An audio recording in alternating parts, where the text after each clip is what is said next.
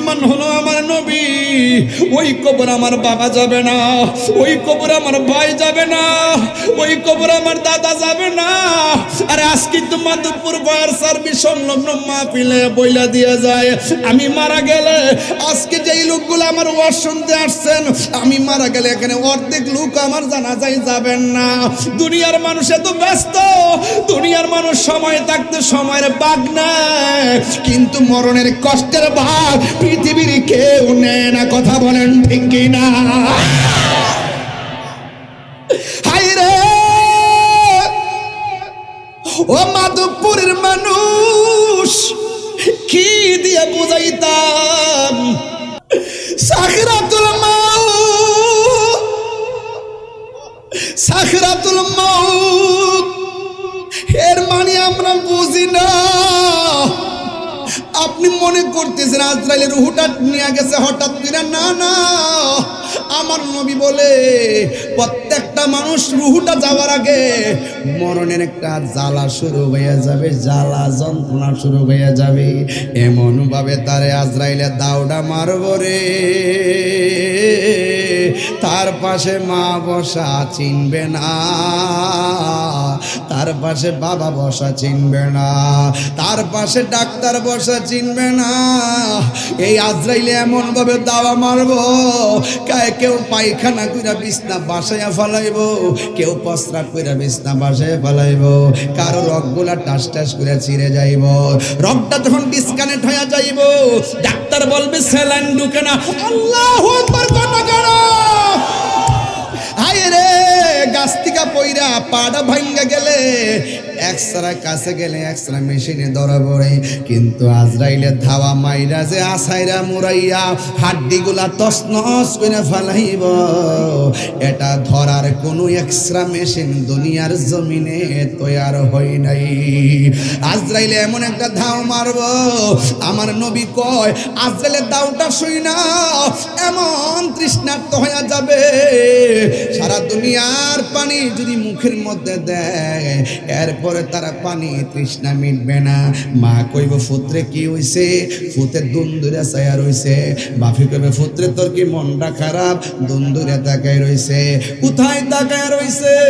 ওই ঘরের দরজার ভিতরে আজরাইল এত বড় বড় চোখ নিয়া, এত বিশাল বডি নিয়ে এমন ভাবে ধাও মারতেছে, আল্লাহু আকবার, এমন ভাবে ধাও মারতেছে, কিন্তু তার জবান বন্ধ হয়ে গেছে, মুখটা বলতে পারে না, হাতটা বন্ধ হয়ে গেছে, হাতটা লড়াইতে পারে না। দেখবেন ম্যাক্সিমাম মানুষ মরণের আগে সব অচল হয়ে যায়, হাতের ফেরেশতা চলে যায়, হাত লড়াইতে পারে না, পায়ের ফেরেশতা চলে যায়, পা লড়াইতে পারে না, চোখের ফেরেশতা চলে যায়, চোখ খুলতে পারে না, কানের ফেরেশতা চলে যায়, কান দিয়া শুনে না, নাকের ফেরেশতা চলে যায়, নাক দিয়ে শ্বাস বের হয় না।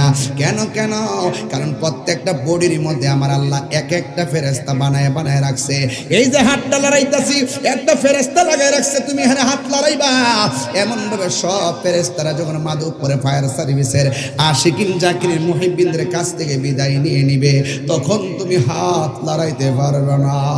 সাদের জীবন আস্তে আস্তে নিস্তেজ হয়ে যাইতেছে, তোমার মার কথা মন থাকবে না, বন্ধুর কথা মন থাকবে না, ওই ব্যাংকের টাকার কথা মন থাকবে না, শুধুমাত্র বলবা আল্লাহ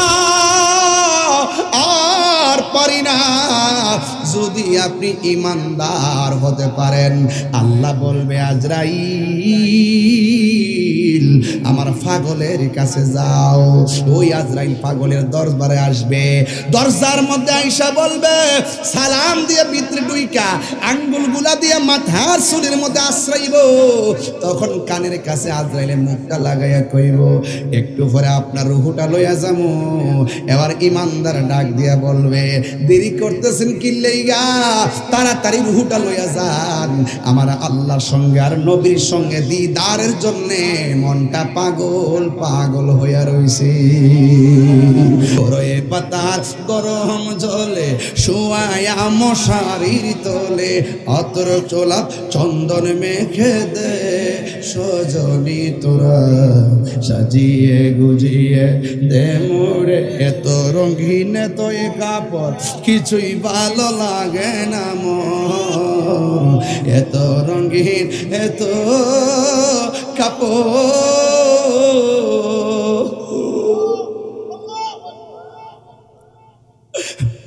মার কাপড় সুকেজের মধ্যে পয়রা রইছে, বাপের কাপড় সুকেজের মধ্যে পয়রা রইছে।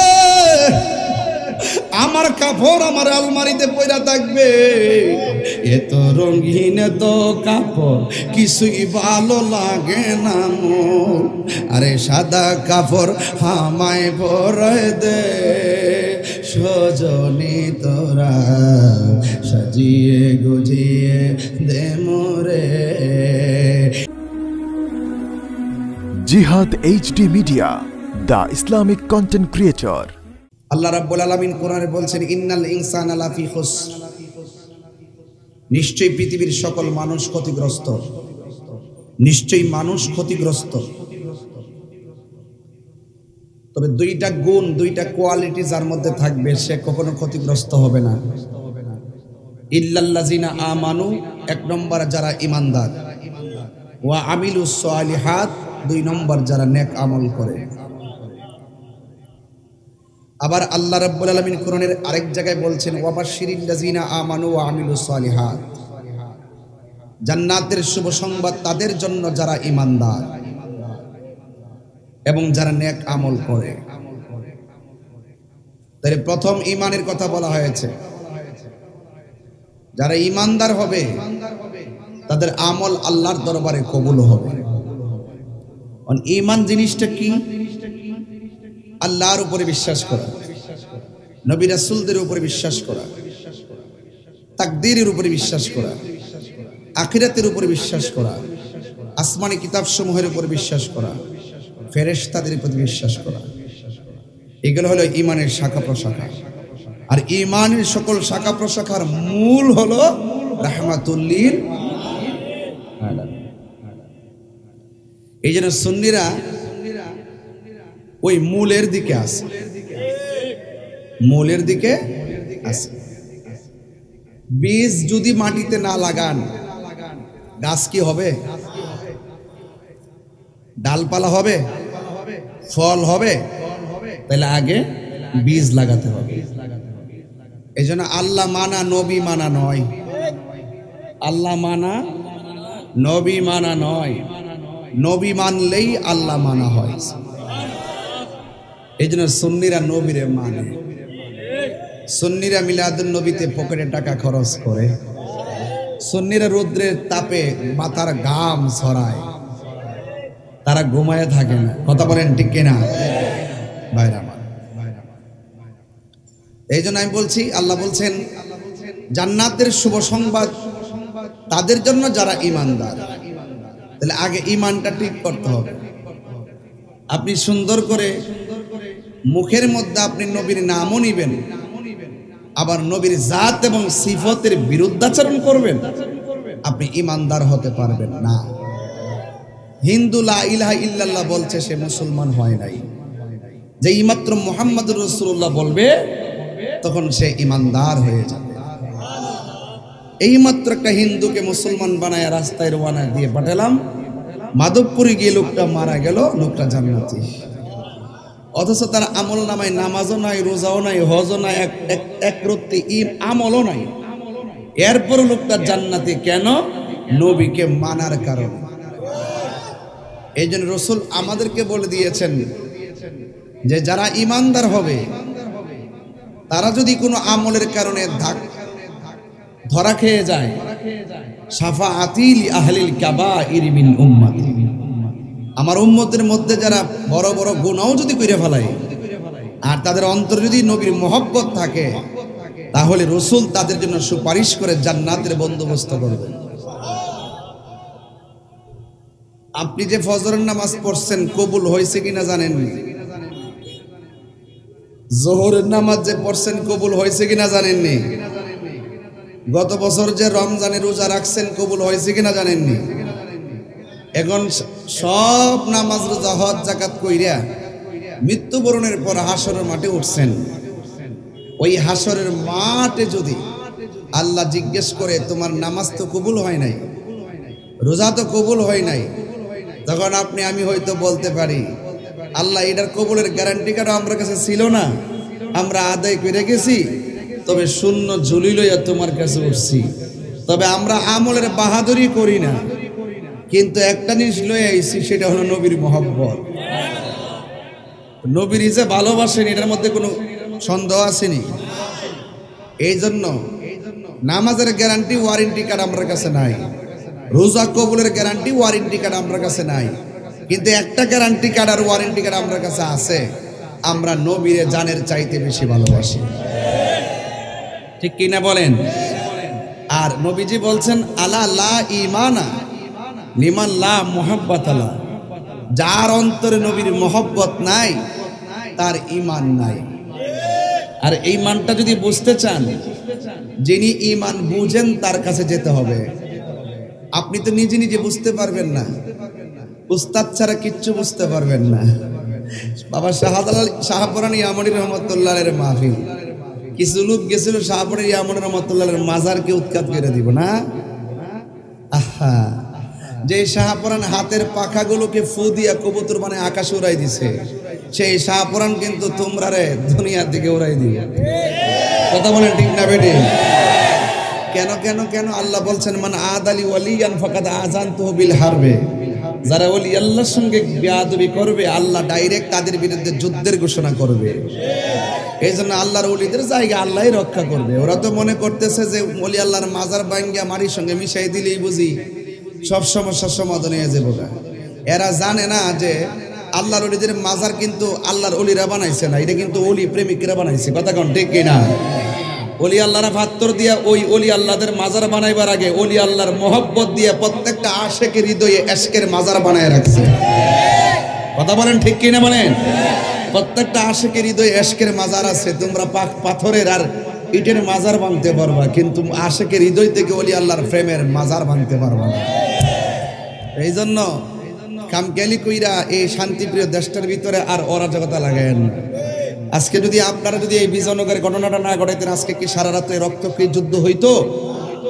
এই জন্য আমি লাইভের মধ্যে কিন্তু উভয় পক্ষকে বলেছি যে তারা যেহেতু আক্রমণ করছে, গাড়িতে আগুন ধরাইছে, এটার বিচার আমরা প্রশাসনিকভাবে আদায় করব, কিন্তু কোনো পক্ষই কোনো পক্ষের সামনে দ্বিতীয়বার আর মাঠে নামবেন না।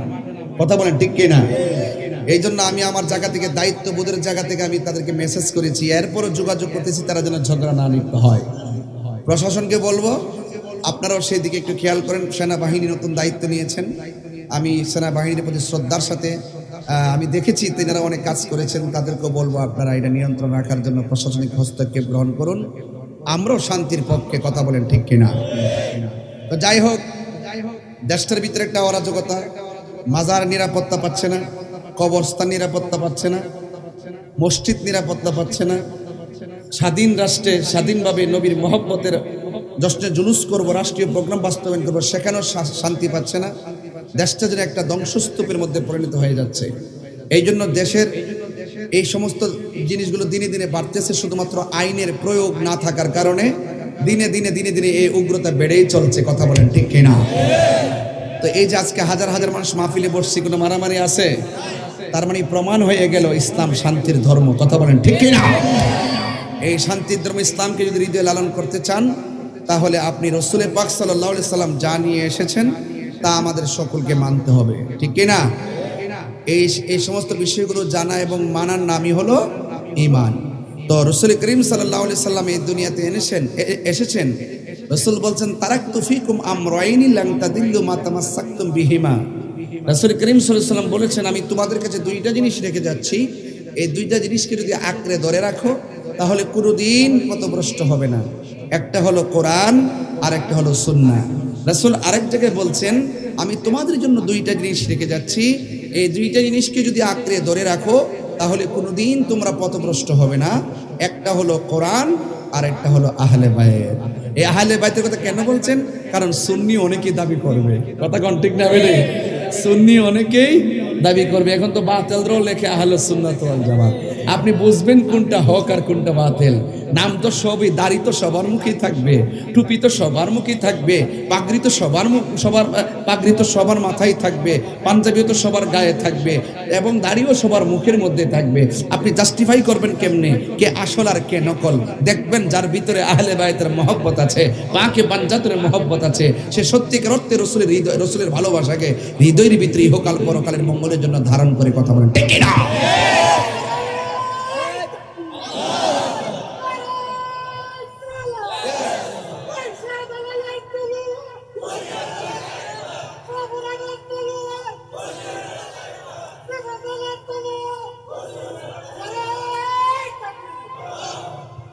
আমার ভাইয়েরা, আপনাদের কাছে অনুরোধ করব, আপনারা সবাই ধৈর্যের সাথে যে কথাগুলো শুনতেছেন, আমার কথা কি বুঝতে অসুবিধা হচ্ছে? আপনাদের বুঝতে অসুবিধা হচ্ছে?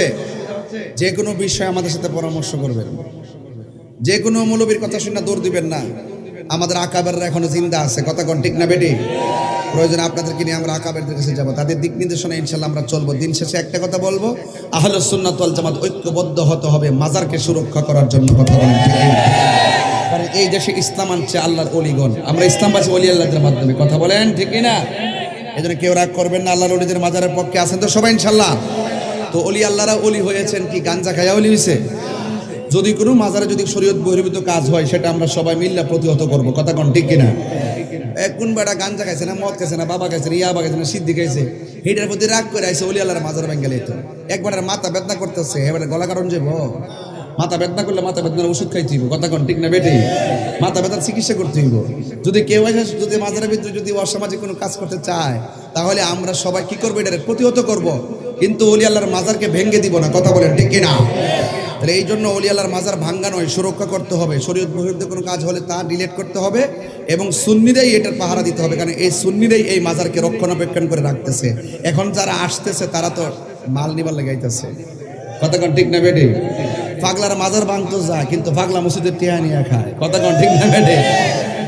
লেংটি ফলালে লেংটি। আজকে তো আমরা যারা ইসলাম পেয়েছি, একমাত্র ইসলাম ধর্মের কাছে হিন্দু, খ্রিস্টান, বৌদ্ধ, অন্য ধর্মের মানুষগুলো আমরা কাছে নিরাপদ। কথা বলেন ঠিক না? আর যারা মাঝে মাঝে মন্দিরে আক্রমণ করে, যারা মাঝে মাঝে মাজারে আক্রমণ করে, মসজিদে দখলদারিত্বে তাণ্ডব লীলা চালায়, তাদের কাছে ইসলাম নিরাপদ না, তাদের কাছে রাষ্ট্র নিরাপদ না। কথা বলেন ঠিক না? ইন্টারিম গভর্নমেন্টকে আমি বারবার বলেছি, আমি আবারও বলছি, শুধুমাত্র বসে বসে মিষ্টি ভাষায় বিবৃতি দিলে চলবে না, তার বাস্তব আইন প্রয়োগ করতে হবে। আর না হয় দেশটা যেভাবে দাঙ্গা বেড়ে চলছে, এই বাংলাদেশটা ধ্বংসস্তূপে পরিণত হচ্ছে। কথা বলেন ঠিক না বেটি? আইন লাগবে, আইনের প্রয়োগ লাগবে। স্বাধীনতা অর্জনের চেয়ে রক্ষা করা বড় কঠিন। কথা বলেন ঠিক না? এই জন্য আপনাদের সকলকে বলবো, ইসলাম শান্তির ধর্ম, আমরা সুন্নিরা অত্যন্ত শান্তিপ্রিয় মানুষ, আমরা নবীকে বেশি ভালোবাসি। দিন শেষে কথা একটাই, আমরা এমন একটা ঘরে চলে যাব যে ঘরের মধ্যে আমার বাবা চলে গেছে আজকে 6 বছর। ওই ঘরটার ভিতরে বৃষ্টির পানি ঢুকতেছে, আপনার বাবার কবরে বৃষ্টির পানি ঢুকতেছে, আপনার মার কবরে বৃষ্টির পানি ঢুকতেছে, হাড্ডিগুলা বাসতেছে, কিন্তু ঘরের তলি যদি ছিদ্র হয়ে যায়, আমরা একটা কিছু দিয়ে এই ছিদ্রটা বন্ধ করে দেই, ঘরের যেন পানি প্রবেশ না করে। অথচ আমার বাবা, আমার মা, আমার দাদা, আমার দাদি, তাদের কবরের ভিতরে কত শত বছর ধরে আজকে বৃষ্টির পানি ঢুকে ঢুকে, পোকামাকড় ঢুকে ঢুকে কবরটা নাস্তানাবুদ হয়ে যাচ্ছে, কিন্তু তাদের খবর নেওয়ার কোনো সময় নাই। একটা কথা মনে রাখবেন, তাদের খবর না নেওয়ার সময় আপনার থাকতে পারে, কিন্তু মনে রাখবেন আপনাকে ওই ঘরেই একদিন থাকতে হবে। কথা বলেন ঠিক না? এই জন্য ওই ঘরটাতে যাওয়ার আগে বাজান পায়ে হাত দিয়ে বলে যায়, আমারও তো দিন দিন কি বয়স হইতেছে না, 42টা, তাহলে 40 বছর এইভাবে যে আলোচনা যে করতেছি, 21 বছর ধরে আলোচনা করতেছি, দার্থহীন কণ্ঠে আলোচনা করতেছি। এখন কাউরে ডরায় কিন্তু আলোচনা করি না। সুন্নিরা কিন্তু কেডা দেশে আইলো, কেডা দেশ থেকে গেল, এইটা নিয়ে চিন্তা করে না। সুন্নিরা যেভাবে আসুক, ক্ষমতায় আসুক, সুন্নিরা সুন্নিয়তের চিন্তা করে। কথা বলেন ঠিক না? সুন্নিয়তকে যারা মহব্বত করবে, আমরা তাদেরকে মহব্বত করবো। কথা বলেন ঠিক না? আমাদের অন্য কোনো চাওয়াটাও নাই, চেয়ারের পাগল আমরা না, আমরা সুন্নিয়ত প্রতিষ্ঠার পাগল। কথা বলেন ঠিক না? ভাইয়ের আমার, পরিষ্কার কথা, সুন্নিরা গতানুগতিক কোনোভাবেই সুন্নিরা এই রাষ্ট্রের অশৃঙ্খলার সৃষ্টি করতে চেষ্টা করে না, রাষ্ট্রের শান্তির চেষ্টা করে, সুন্নিয়তকে প্রতিষ্ঠান করা, সুফি দর্শনকে প্রতিষ্ঠা করার চেষ্টা করে। কথা বলেন ঠিক কিনা? যাই হোক ভাইয়েরা আমার, আপনারা এখানে এসেছেন, আমরা কবরে চলে যাব। আমাকে ইন্তেজামি কমিটিরা বলছেন আপনাদের সকলের উদ্দেশ্যে ইহকাল পরকালের মঙ্গলের জন্য কথা বলার জন্য। আমার বাবা চলে গেছে, বলুন তো আমার বাবা কি আর আসছে? এই কবরটা বড় ডেঞ্জারাস। আমি আপনাদের কাছে যুবক ভাইদের কাছে বলে দিয়ে যাই, অনেক ছোট ছোট বাচ্চারা পানির মধ্যে পড়ে মারা যায়। অনেক বাবারা দোকানে বসে চা পান করে হঠাৎ করে বুকে ব্যথা করে মাধবপুর যাইতে পারে না, ওই মানুষটার সামনে আজরাইল চলে আসে। এমন ইতিহাস মাধবপুরের জমিনে আছে না না? আল্লাহ রাব্বুল আলামিন বলতেছেন, ওয়ামা তাদরি নাফসুম বিআইয়ি আরদিন তামুত। বান্দারে, তোমরা জানো না কোন জায়গার ভিতরে তোমাদের কাছে আজরাইল আসবে, তোমরা তো জানো না। এই জন্য এখনো আমাদের কাছে আজরাইল আসতে পারে, আপনার কাছেও আজরাইল আসতে পারে। আল্লাহ বলে, বান্দা আমি তোদেরকে মরণ দিয়েছি শুধু পরীক্ষার জন্য। কথা বলেন ঠিক কিনা? এ যুবক, কি দিয়ে আওয়াজ বুঝাবো? শুধু একটা কথা বলে দিয়ে যায়, বর্তমান যুগটা কিন্তু কঠিন হয়ে যাইতেছে, হত্যা গুম জুলুম বেড়ে যাইতেছে। এই জন্য আমি আপনি কবরে চলে যাব। ওই কবরের ভিতরে বড় সাংঘাতিক জায়গা। আল্লাহ রাব্বুল আলামিন কোরআনে বলেছেন, মিনহা খালাকনাকুম ওয়া ফিহা নুঈদুকুম ওয়া মিনহা নুখরিজুকুম তারাতান উখরা।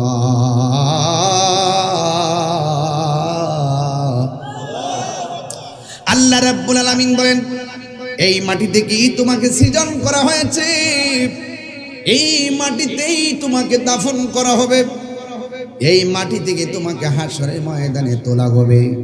অথচ এই মাটি থেকে আমাকে সৃজন করা হয়েছে, আমার অস্তিত্ব একদিন ছিল না। আপনারা জবান খুলে বলেন, অস্তিত্ব দেওয়ার মালিক কে? আল্লাহ রাব্বুল আলামিন কোরআনে বলে দিয়েছেন, কাইফা তাকফুরুনা বিল্লাহি ওয়া কুনতুম আমওয়াতান ফাআহইয়াকুম সুম্মা ইউমীতুকুম সুম্মা ইউহয়িকুম সুম্মা ইলাইহি তুরজাউন।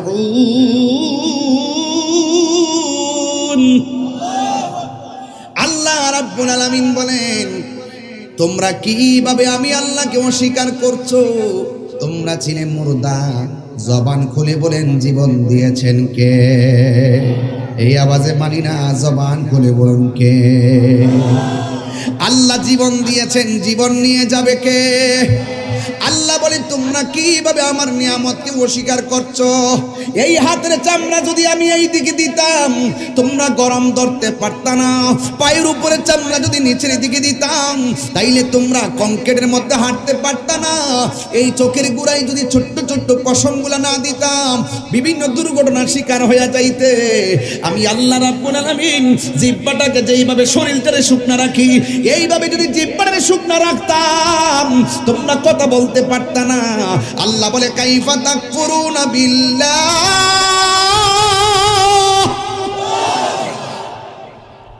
তোমরা কিভাবে আমি আল্লাহকে অস্বীকার করছো? আমার আল্লাহ বলেন, ফাবিআইয়ি আলাই রাব্বিকুমা তুকাযযিবান।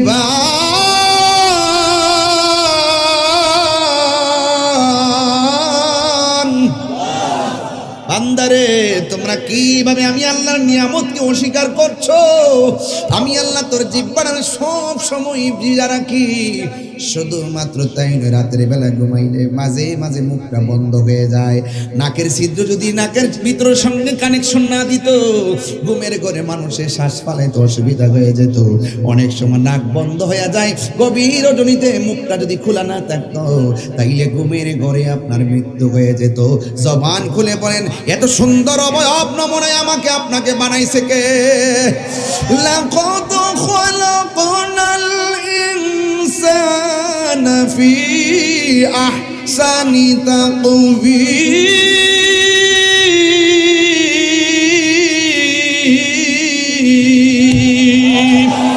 আর তিনবার কোন আল্লাহু আকবার। এত সুন্দর কণ্ঠ আপনাদের দিছে কে? আল্লাহর যে তিনবার ডাক দিয়েছেন, ডাকটা দেওয়ার ক্ষমতা দিছে কে? এই জন্য আল্লাহকে বান্দা, কেউ কালো হবে ঘৃণা করিস না, কেউ মোটা হবে ঘৃণা করিস না, কেউ লম্বা হবে ঘৃণা করিস না, কেউ খাটো হবে ঘৃণা করিস না, কেউ গরিব হবে ঘৃণা করিস না, কেউ বড়লোক হবে অহংকার করিস না। এই যুবক, কেন কেন বলেছেন আল্লাহ কয় এই বান্দাগুলোরে কেউ বানাই নাই। আফি আই সূরাতিম মা শাআ রাকাবাক, এই বান্দাটারে আমি আল্লাহ গলা পর্যন্ত ফেরেশতা দিয়া নকশা বানাইছি, আর বান্দার চেহারাটারে আমি আল্লাহ খলাক আমি আল্লাহ আমার নিজের হাত দিয়া বানাইছি। হাত তুলে কোন আল্লাহু আকবার।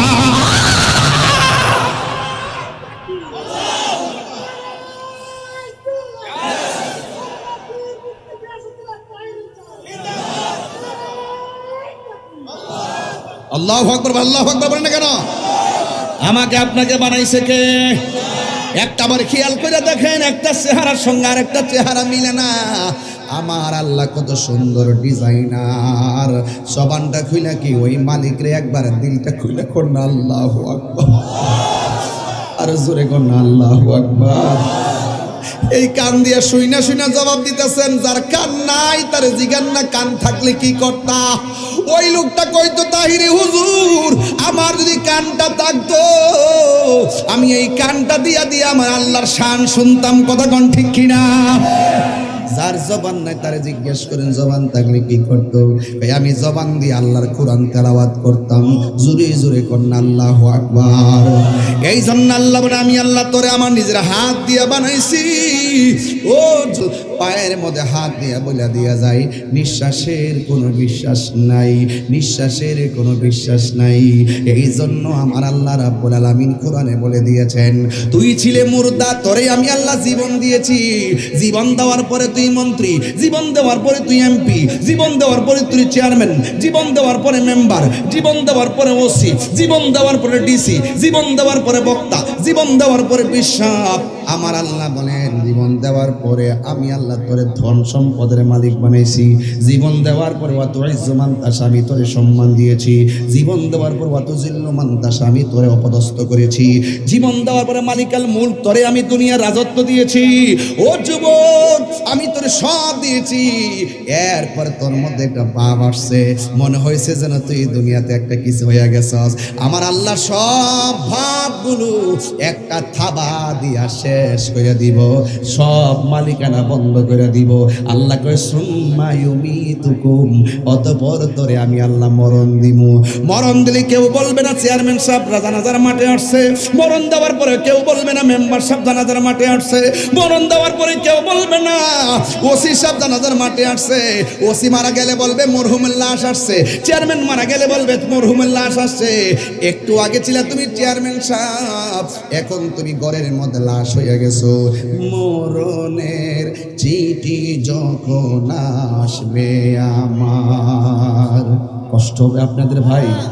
আমি কিন্তু একদম স্বাভাবিক ওয়াজ করতেছি, একদম সহজ সরল ওয়াজ, বেশি কঠিন কথা বলতেছি না। শুধু এতটুকুই বলবো, একদিন আমিও থাকবো না, আপনাদেরও কেউ থাকবেন না, ইতিহাস থাকবে শুধু ভালোবাসা। কথা বলেন ঠিক কিনা? মরণের চিঠি যখন আসবে আমার, কালিমার তালকিন দিও বারে বার। মরণের আমার কালিমার তালকিন দিও বারে বার। প্রাণ ভরে দেখব চেহারা তোমার, প্রাণ ভরে মার ডেকে নাও রোজা তোমার। রাসূলুল্লাহ কি উপায় হবে আমার, রাসূলুল্লাহ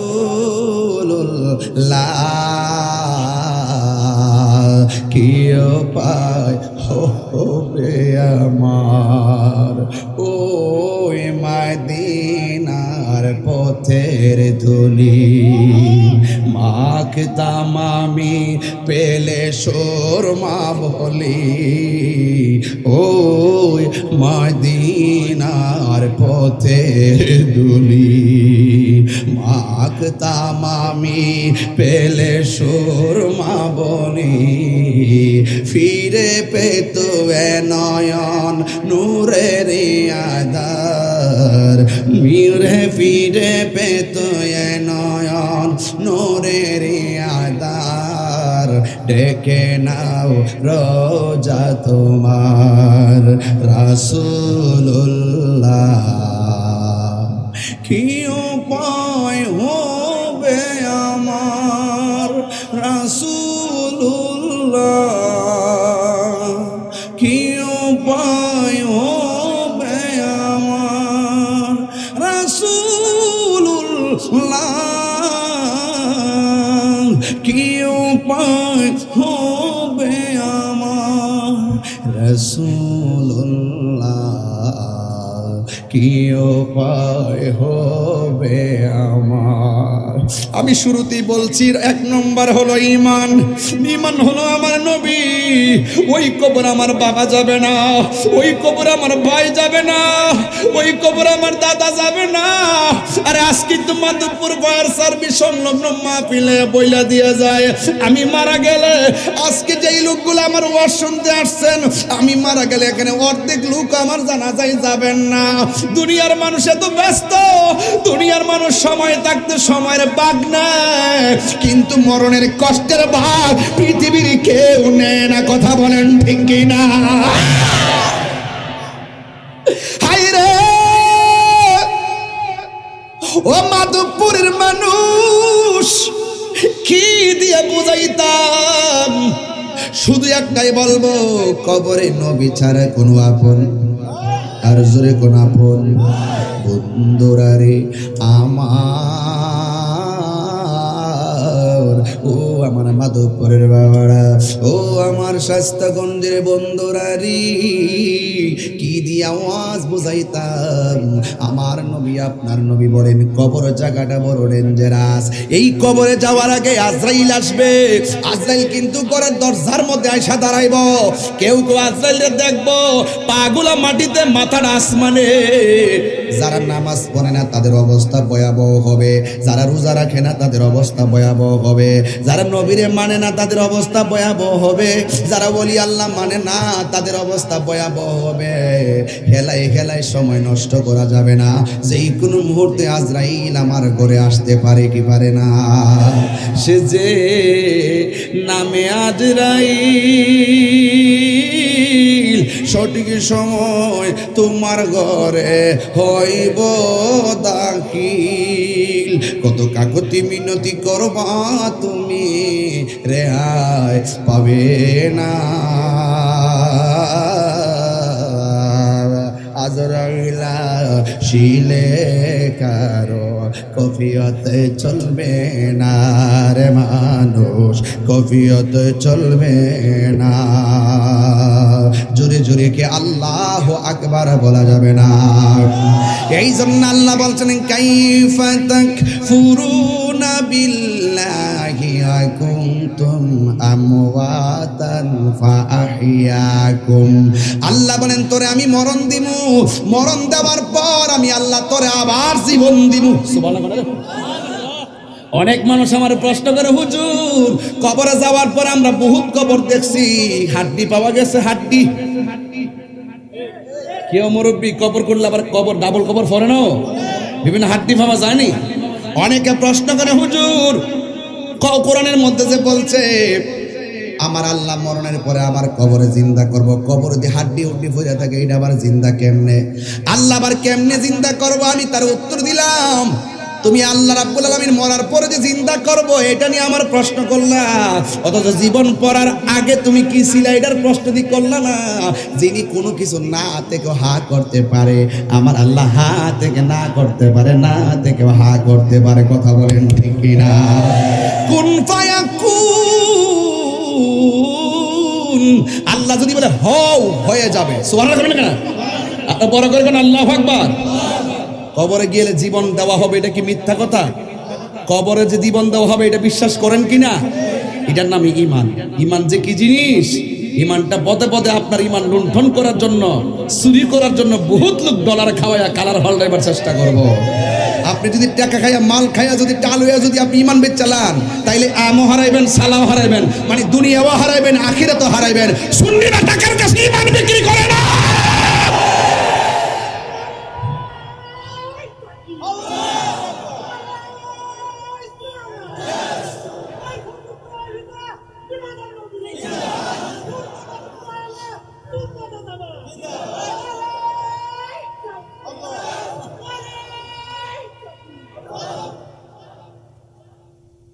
কষ্ট হচ্ছে আপনাদের?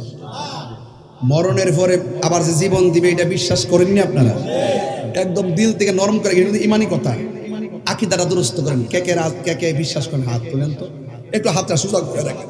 এই হাতটা উঠাইবার ক্ষমতা দিচ্ছে কেনা? এইটা কিন্তু বুঝতেন না আপনারা। যার প্যারালাইসিস তারা যায় কয়েন, ডান হাত প্যারালাইসিস হলে কয়েন আলগে দিত, সে কিন্তু পারতো। কথা কোন ঠিক না বেটি? চলে গেলে বোঝা যায় থাকার মূল্য কত। কথা বলেন ঠিক কিনা? মরণের পরে বোঝা যাবে এই দুনিয়ার দিনটা কত দাম ছিল। আমরা যদি সময় মতো কাজে লাগাইতে না পারি, আরে কাজে লাগাইছি না আবার কেমনে? মাধবপুরের পোলাপান তো কাজে লাগাই দিছি আজকে, কারণ এই টাইমে তো ঘুমাই থাকার কথা, এই টাইমে তো মোবাইল টিপার কথা। এরা যদি এই টাইমে নবীর মহব্বতের মাহফিলে আসতে পারে, আর এমনও তো হতে পারে মিলাদুন নবীর মাহফিল আমাদের নাজাতের উসিলা হয়ে যেতে পারে। কি না বলেন? এইগুলোই হবে উসিলা। এসার নামাজ দিয়ে আমরা পারতাম না যে এই নামাজ ছাইরা দিছে, এই নামাজের হিসাব করলে মিনিমাম কয়েক কোটি বছর দুযুগ করে মরণ লাগবো। এত হিসাব কিতাব বুঝি না, শুধু এতটুকু হিসাব বুঝি যে এই নামাজ আমরা ছাইরা দিছি, হাসতে হাসতে যে ইবাদত ছাইরা দিছি, এখন আজকে যেইভাবে ইবাদত ছাইরা দিছেন, এইগুলোর জন্য যদি ধরে উপায় থাকতো না। কিন্তু একটাই ভরসা, আমাদের হৃদয়ে তাকেই ধারণ করি যিনি আমাদের আপন, আমাদের হৃদয়ে তাকেই ধারণ করি যিনি জানের চাইতে আরো নিকটে, আমাদের হৃদয়ে তাকেই লালন করি যিনি কবরের সাথী হবে, আমাদের হৃদয়ে তাকেই লালন করি যিনি হাসরের মাঠে সুপারিশ করবে। আর কিছু আছে? এছাড়া আমরা কিছু চাই? আর কিছু দরকার আছে? বাফরে কারোর দ্বারা করে দেওয়া যায়। যেমনি আজকে শান্তি মতো ওয়াজটা শুনতেছেন, ঠিক এইভাবে কালকে থেকে নিজের জীবনটা গুছাই নেবেন। দেখবেন আপনার চিন্তা আমার করতেইব না। এই পৃথিবীর মানুষ সব কিছুর ভাগ দেয় এবং নেয়, কিন্তু মৃত্যুর কষ্টর ভাগ কেউ দেয়ও না, নেও না। কথা কোন ঠিক না বেটি? সুযোগ আছে, ভাগ দেওয়ার সুযোগ আছে। ওই হ্যাঁ আছে, মরণের ভাগ দেওয়ার সুযোগ আছে। হ্যাঁ, যে আমি 2 দিন বাঁচতাম চাই, তুমি আমার বাগটা নিয়ে আগে মরো, এরকম সুযোগ আছে? জবানটা খুললা কোন হায়াতের মালিককে? এই আওয়াজে মানি না, জোরে একটু সাউন্ডটা বাবা মিষ্টি মিষ্টি করে দিস না, আমার তো জানটা বাড়ি যেতেছে।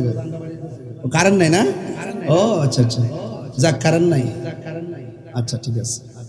তাহলে আপনার একটু জবানটা খুললে কোন তো আল্লাহু আকবার, ইয়া রাসূলুল্লাহ, ইয়া ওয়ালি আল্লাহ। নামাজ চাই কি চাই না? রোজা দরকার আছে কিনা? মা বাবার খেদমত দরকার আছে কিনা? মাঝে মাঝে ইয়াবা খাবার দরকার আছে কিনা? সাবধান কইয়া দিলাম, এই জবান দিয়ে আল্লাহর জিকির করব, এই জবান দিয়ে হারাম ঢুকাইতাম না। সবচেয়ে মানুষ হেফাজত হলো যার জবানটা হেফাজত। মান সালিমাল মুসলিমুনা মিন লিসানিহি ওয়া ইয়াদিহি, যার হাত এবং জবান থেকে মানুষ নিরাপদ, সেই মানুষটাই হলো মুসলমান। কথা কোন ঠিক কিনা? ফেসবুকে মন্দ লেখা যাবে, কাউকে খারাপ কমেন্টস করা যাবে, একদিন আপনি চলে যাবেন, এইগুলো থেকে যাবে। মনে রাখবেন, কেউ কাউকে গালি দিলে সেটা থেকে যায়। আপনি যদি কাহারও বাবা মাকে গালি দেন, এই গালি আপনার নিজের বাবা মার উপরে পড়বে, এটাই বাস্তব। কথা বলেন ঠিক কিনা? তাইলে আওয়াজ করে বলুন, ইজ্জতের মালিক কে? হায়াতের মালিক কে? এই জীবনটা দিছে কে? একটা জবানও বন্ধ রাখবেন না, মহব্বতে মায়ার সুরে বলুন সুবহানাল্লাহ। ও বন্ধুরে আমার,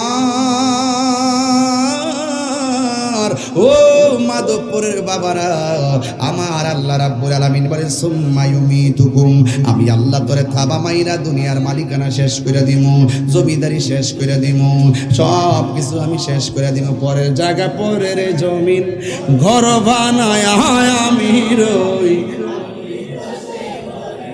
আবার কয় না যে আমি বেশি বেশি গজল গাইতেছি। আপনারা একটা সমস্যা হলো কি, গাইলেও সমস্যা, না গাইলেও সমস্যা, এই জন্য আমি ওয়াজের লোকে মিলাই গাইতেছি। কথা কোন ঠিক কিনা? পরে জায়গা পরে জমিন ঘর বানায় আমি রই।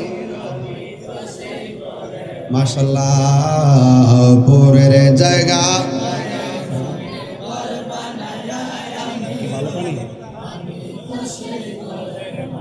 নয়, আমি তো সেই ঘরের মালিক নয়, সে ঘরখানা যার জমিদারি, আমি পাই না তাহার হুকুম জারি, সে ঘরখানা যার আমি পাই না তাহার হুকুম জারি, আমি পাই না জমিদারের দেখা, আমি পাই না জমিদারের দেখা, মনের দুঃখ কারে কই মালিক নয় বলুন পরের জায়গা পরে জমি ঘর বানায় আমি রই, এ জমিদারের ইচ্ছা মতো দেই না জমি চাষ, তাই তো ফসল ফলে না রে দুঃখ 12 মাস, জমিদারের ইচ্ছা মতো দেই না জমি চাষ, তাই তো ফসল এ দুঃখ 12 মাস, আমি খাজনা পাতি ছবি দিলাম, তবু জমিহীন আমার হই যে নিলাম, আমি খাজনা পাতি তবু জমিহীন আমার হই যে নিলাম, আমি চলি যে তার মন জোগায়া, আমি চলি যে তার দাখিলায় মিলে না সয়, আমি তো সেই ঘরের মালিক নয়, বলো পরের জায়গা ঘর বানায় আমি রই, আমি তো সেই ঘরের মালিক নয়, বলুন পরের জায়গা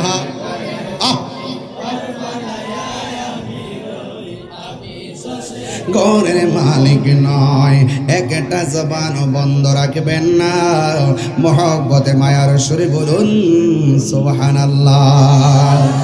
আল্লাহ বলে আমি তোকে মরণ দিব, মরণ দিলে ব্যাংকের মালিকানা সব শেষ, কিন্তু মরণ দেওয়াটা এমনি হয়ে যাবে না কিরে বাবা, মরণের আগে আনুষ্ঠানিকতা আছে না নাই? তাহিরি কি এমনি ওয়াজে বসে গেছে না কিরে বাবা? তাহিরি মাইকটা ধরার আগে আনুষ্ঠানিকতা আছে না নাই? মাইক লাগানো হয়েছে, প্যান্ডেল করা হয়েছে, লাইটিং করা হয়েছে, প্রত্যেকটা মানুষ মরে যাওয়ার আগে একটা আনুষ্ঠানিকতা আছে। আমার নবী আপনার নবী বলে রুহুটা নেওয়ার আগে সব চাইতে মানুষের ভয়ঙ্কর আনুষ্ঠানিকতার নাম হলো সাকরাতুল মউত। সাকরাতুল মউত, সাকরাতুল মউত এর মানে আমরা বুঝি না। আপনি মনে করতেছেন আজরাইলের রুহটা নিয়ে গেছে হঠাৎ করে, না না, আমার নবী বলে প্রত্যেকটা মানুষ রুহটা যাওয়ার আগে মরণের একটা জ্বালা শুরু হয়ে যাবে, জ্বালা যন্ত্রণা শুরু হয়ে যাবে, এমন ভাবে তারে আজরাইলে দাউডা মারব রে, তার পাশে মা বসা চিনবে না, তার পাশে বাবা বসা চিনবে না, তার পাশে ডাক্তার বসা চিনবে না। এই আজরাইলে এমন ভাবে দাওয়া মারবো, কেউ পায়খানা কইরা বিছনা বাসায়া ফেলাইব, কেউ প্রস্রাব কইরা বিছনা বাসায় ফেলাইব, কারো রগগুলা টাস টাস করে ছিঁড়ে যাইব, রগটা যখন ডিসকানেক্ট হয়ে যাইব ডাক্তার বলবে স্যালাইন ঢুকে না, আল্লাহু আকবার কথা করো। হায় রে, গাছ থেকে পইরা পাড়া ভাঙ্গা গেলে এক্সরা কাছে গেলে এক্সরা মেশিনে ধরা পড়ে, কিন্তু আজরাইলের ধাওয়া মাইরা যে আসাইরা মুরাইয়া হাড্ডিগুলা তছনছ করে ফেলাইব, এটা ধরার কোনো এক্সরা মেশিন দুনিয়ার জমিনে তৈয়ার হয় নাই। আজরাইলে এমন একটা ধাও মারব, আমার নবী কয় আজরাইলের দাওটা শুই না এমন তৃষ্ণার্ত হয়ে যাবে, সারা দুনিয়ার পানি যদি মুখের মধ্যে দেয় এরপরে তারা পানি তৃষ্ণা মিটবে না। মা কইব পুত্রে কি হইছে, ফুতে দুন্দুরে ছায়া রইছে। বাপি কইবে পুত্রে তোর কি মনটা খারাপ, দুন্দুরে তাকায় রইছে। কোথায় তাকায় রইছে? ওই ঘরের দরজার ভিতরে আজরাইল এত বড় বড় চোখ নিয়া, এত বিশাল বডি নিয়ে এমন ভাবে ধাও মারতেছে, আল্লাহু আকবার, এমন ভাবে ধাও মারতেছে, কিন্তু তার জবান বন্ধ হয়ে গেছে, মুখটা বলতে পারে না, হাতটা বন্ধ হয়ে গেছে, হাতটা লড়াইতে পারে না। দেখবেন ম্যাক্সিমাম মানুষ মরণের আগে সব অচল হয়ে যায়। হাতের ফেরেশতা চলে যায়, হাত লড়াইতে পারে না। পায়ের ফেরেশতা চলে যায়, পা লড়াইতে পারে না। চোখের ফেরেশতা চলে যায়, চোখ খুলতে পারে না। কানের ফেরেশতা চলে যায়, কান দিয়া শুনে না। নাকের ফেরেশতা চলে যায়, নাক দিয়ে শ্বাস বের হয় না। কেন? কারণ প্রত্যেকটা বডির মধ্যে আমার আল্লাহ এক একটা ফেরেশতা বানায় বানায় রাখছে। এই যে হাতটা লড়াইতাছি, একটা ফেরেশতা লাগায় রাখছে, তুমি এখানে হাত লড়াইবা। এমন ভাবে সব ফেরেশতারা যখন মাধবপুরে ফায়ার সার্ভিসের আশিকিন জাকিরিন মুহিব্বিনদের কাছ থেকে বিদায় নিয়ে নিবে, তখন তুমি হাত লড়াইতে পারবে না। সাদের জীবন আস্তে আস্তে নিস্তেজ হয়ে যাইতেছে। তোমার মার কথা মন থাকবে না, বন্ধুর কথা মন থাকবে না, ওই ব্যাংকের টাকার কথা মন থাকবে না। শুধুমাত্র বলবা আল্লাহ আর পারি না। যদি আপনি ইমানদার হতে পারেন, আল্লাহ বলবে আজরাইল আমার পাগলের কাছে যাও। ওই আজরাইল পাগলের দরবারে আসবে, দরজার মধ্যে আইসা বলবে, সালাম দিয়ে ভিতরে ঢুইকা আঙ্গুলগুলা দিয়ে মাথার চুলের মধ্যে আশ্রাইব। তখন কানের কাছে আজরাইলের মুখটা লাগাইয়া কইব, একটু পরে আপনার রুহুটা লইয়া যামু। এবার ইমানদার ডাক দিয়া বলবে, দেরি করতেছেন কি লইগা, তাড়াতাড়ি রুহুটা লইয়া যান। আমার আল্লাহর সঙ্গে আর নবীর সঙ্গে দিদারের জন্য মনটা পাগল পাগল হইয়া রইছে। আরো বড় করে কোন ইয়া রাসূলুল্লাহ। এবার আল্লাহ ডাক দিয়া বলবে, ও জান্নাতের ফেরেশতা, জান্নাত থেকে সাদা একটা টুকরা কাগজ লইয়া যা, আর একটা আতরের বোতল লইয়া যা। ওই আতরের বোতল আর সাদা কাপড়টা লইয়া কোথায় যাবো আল্লাহ? কইব মাধবপুরে, কথার কথা বলতেছি। যদি মাধবপুরের ইমানদার হয় আল্লাহ তো এটাই বলবে, যা যা যা, আমার একটা প্রেমিক বান্দা মাধবপুর জমিনে এমন গ্রামের এমন ঘরের মধ্যে আছে। আজরাইল ভিতরে ঢুইকা গেছে। ওই বান্দার চোখটা যতটুকু দূরে যায়, তার চোখের সামনে যাইয়া দাঁড়ায়া থাকবে কাপড়টা লইয়া। আজরাইলে যখন রুহুটা কাইরা নিব, নেওয়ার সাথে সাথে জান্নাতের কাপড় দিয়া তুই এই রুহুটারে বাইন্ডিং করে ফালাইবি। ও যুবকের দল, এবার ওই ফেরেশতাটা ঘরের দরজার মধ্যে দাঁড়াইব, আর আজরাইলে ঘরের ভিতরে সার্জারি করার জন্য মুমিনের সঙ্গে প্রেমের আলাপ শুরু করে দিছে। তাড়াতাড়ি রুহুটা লইয়া যান, কারণ আদ-দুনিয়া সিজনুল মুমিন, এই দুনিয়াটা মুমিনের জন্য জেলখানা, আখিরাতটা হলো বালাখানা। আমার আর দুনিয়া ভালো লাগে না। বেঈমান শুধু দুনিয়া দুনিয়া কয়, আর প্রেমিকগুলা কয় দুনিয়া আমার ভাল লাগে না। আমার আল্লাহর সঙ্গে দিদারের জন্য মনটা পাগল হয়ে রইছে, নবীর জন্য দিদারের জন্য মনটা পাগল পাগল হয়ে রইছে। আজরাইলে এমন ভাবে রুহুটারে সার্জারি করব, মায়ের স্তন থেকে সন্তান যেমনে দুধ পান করে ঘুমায়া যায়, ঠিক এমন ভাবে ইমানদার রুহুটা নিয়ে যাবে, যারা পরিমাণ টের পাবে না। সবাই বলবে, কিলো আমার বাবার হাত দিল রে না, আমার বাবার পাও দিল রে না।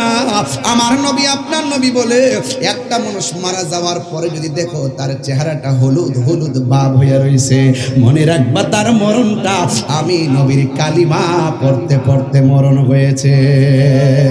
একটা মানুষ মারা যাওয়ার পরে যদি দেখো তার কপালটা কামতেছে, মনে রাখবা এই লোকটা আমি নবীর সঙ্গে দিদারের মাধ্যমে মরণ হয়েছে।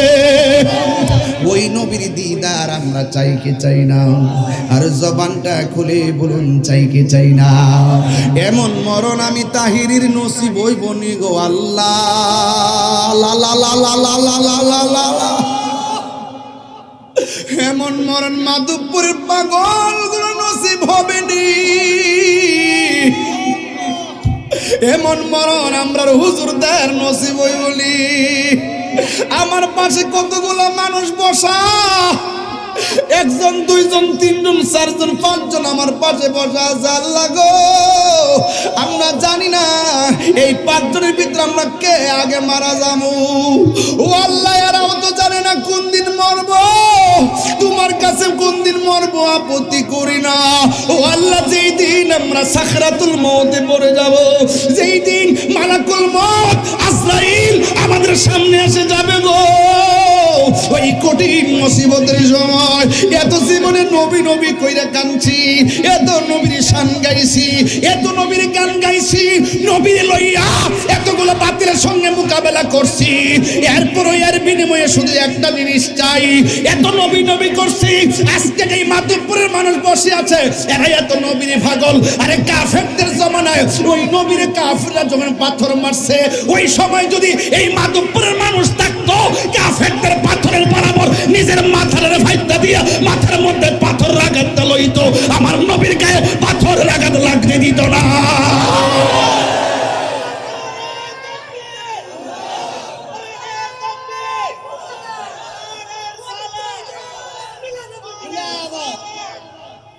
হে রাসূল, তোমায় ভালোবাসি,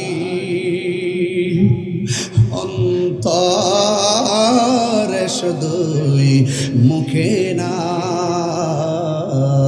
জান্নাতের আশায় নয় হে রাসূল, জাহান্নাম কেউ ডরি না। সুবহানাল্লাহ বলবেন না? তোমায় পাবার আশায় মন ছুটে যায় মদিনায়, তোমায়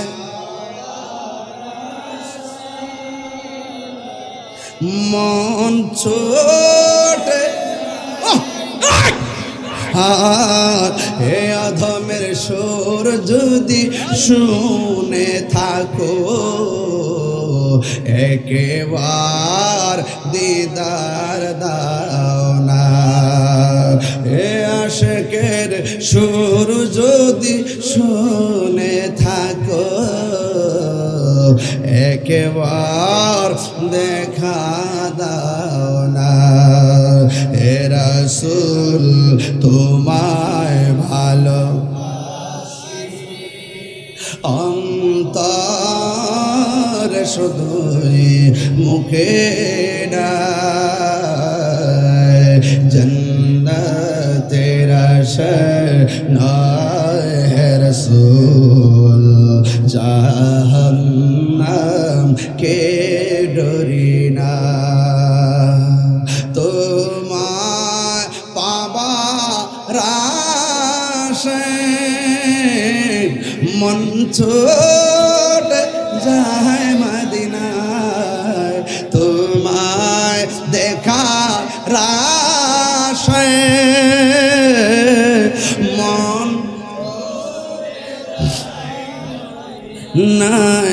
মায়া যদি লাগে গো একবার, ঘুমের ঘরে দিদার দাও না। সবাই হে রাসূল, তোমায় ভালোবাসি, অন্তর শুধুই মুখে না, জান্নাতের আশায় নয় হে রাসূল, জাহান্নাম কেউ ডরি না। একটা জবানও বন্ধ রাখবেন না, দিলটা নরম করে বলেন ইয়া রাসূলুল্লাহ। এ আমার যুবক ভাইয়েরা, ওয়াজটা বাড়িতে নিয়ে যাবেন, আগামীকাল সকালবেলা মার কবরস্থানে যাবেন, আগামীকাল সকালবেলা বাবার কবরস্থানে যায় বাবার জন্য দোয়া করবেন। আব্বা আম্মা জারসু সে মাবুদ কবরে কন্যা আব্বা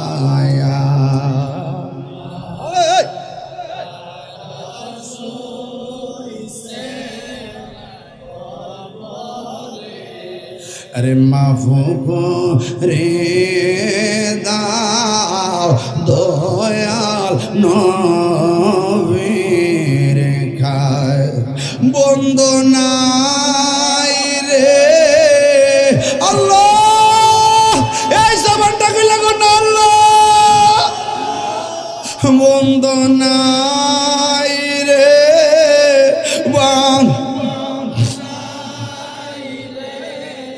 যে জাগায় সে জাগারি বন্ধু নবী মুস্তাফা সে জাগারি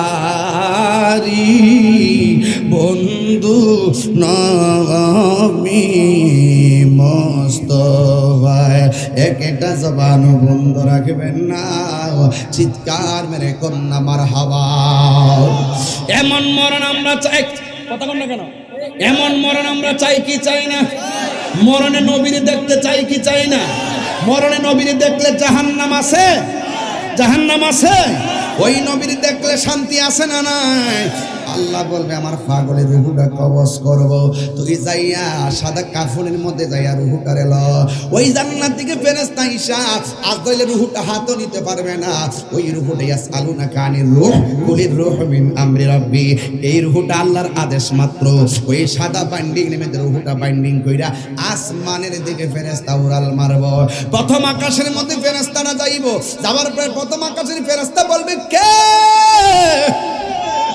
কই আমি কইলাম ফেরেশতা কই তোমার হাতের মধ্যে কি এত সুন্দর গ্রান লাগতেছে কারণটা কি কই তুমি চিনো না এটা এমন জমিনের এমকের রূহটা এমন জমিনের এমক রূহ যেই মাত্র মুমিনের কথা শুনবে তখন মুমিনকে ফেরেশতা সালাম দিবে এরপরে দ্বিতীয় আসমানের মধ্যে যাবে এই দিক দিয়া রূহটা এই দিক দিয়া মানিক মেয়ের লাশটারে বাইন্ডিং করার জন্য মাধবপুরের বাজারে কাফন আনতে যাবে আল্লাহর রূহটারে বাইন্ডিং কইরা লইয়া গেছে আর আমরা সবাই দেহটারে বাইন্ডিং করবার লাগিয়া কাফনের কাপড় আনতে মাধবপুরে বাজারে গেলাম মাধবপুরে বাজারে কাফন আনলাম আন্না বডিটারে ফেসাইতেছি গোসল করাইতেছি গোসল টোসল করাইয়া কাটের মধ্যে শোয়াই রে সাজিয়ে গুজিয়ে দে মোরে সজনী তোরা সাজিয়ে গুজিয়ে দে মোরে বড়ই পাতার গরম জলে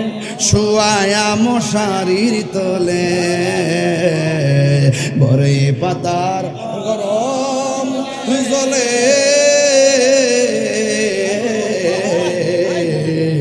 বড়ই পাতার গরম জলে শুয়ায়া মশারির তলে অতর চোলা চন্দন মেখে দে সজনী তোরা সাজিয়ে গুজিয়ে দে মোরে এত রঙিন এত কাপড় কিছুই ভালো লাগে না মন এত রঙিন এত কাপড়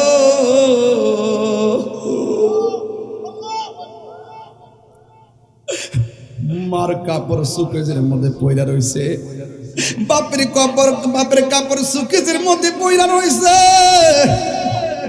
আমার কাপড় আমার আলমারিতে পয়লা থাকবে এত রঙিন এত কাপড় কিছুই ভালো লাগে না মন আরে সাদা কাপড় আমায় পরায় দে সজনী তোরা সাজিয়ে গুজিয়ে দে মোরে এই দিক দিয়ে সাজাইবার জন্য কাফন রেডি এই দিক দিয়ে ইমানদারের রুহু আল্লাহ রাব্বুল আলামিন ফেরেশতা দিয়ে আসমানে উড়াইয়া নিতেছে প্রথম আকাশের ফেরেশতারা সালাম দেয় দ্বিতীয় আকাশের ফেরেশতারা সালাম দেয় তৃতীয় আকাশের ফেরেশতা সালাম দেয় চতুর্থ আকাশের ফেরেশতা সালাম দেয় পঞ্চম আকাশের ফেরেশতা সালাম দেয় ষষ্ঠ আকাশের ফেরেশতা সালাম দেয় সপ্তম আকাশের ফেরেশতা সালাম দেয় ইয়া আইয়াতুহান নাফসুল মুতমাইন্না ইরজিই ইলা রাব্বিকি রাদিয়াতাম মারদিয়া ফাদখুলি ফি ইবাদি ওয়াদখুলি জান্নাতি সাতটা আসমান যখন রূহটারে নিয়ে যাইব আল্লাহ বলবে ও ফেরেশতা থাম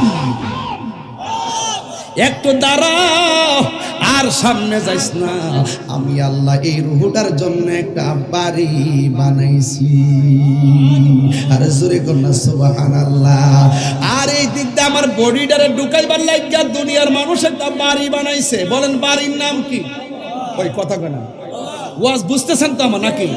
আল্লাহ ওই দিকদার ইমানদারের রুহুটার রাখবার লাগে একটা বাড়ি বানাইছে, ওই বাড়ির নাম হলো ইল্লিন। আর এই দিকদার ইমানদারের বডিটারে রাখবার লাগে একটা বাড়ি বানাইছে, এই বডিটারে রাখার বাড়ির নাম হলো কবর। এই জন্য দেহের উপরে আযাব হয় না, কবরে যাওয়ার পর হাড্ডি থাকে, গোশত থাকে না। কথা কোন ঠিক কিনা? তাহলে এটার উপরে কি আযাব হইব? এখন প্রশ্ন হলো হুজুর, কবরে আযাবটা দেহের উপরে হয় না রুহুর উপরে হয়?